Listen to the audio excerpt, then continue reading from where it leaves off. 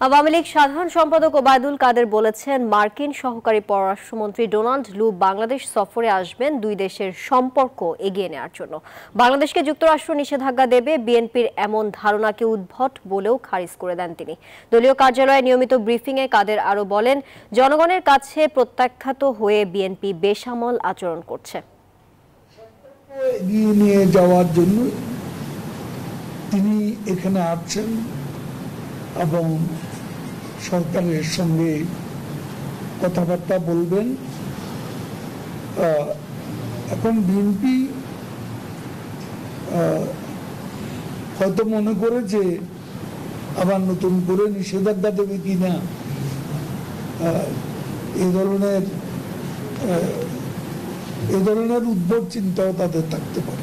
Walton fridge কিনে অনেকের মতো আপনিও হয়ে যেতে পারেন মিলেনিয়াল। সেরা পণ্যের সেরা অফার।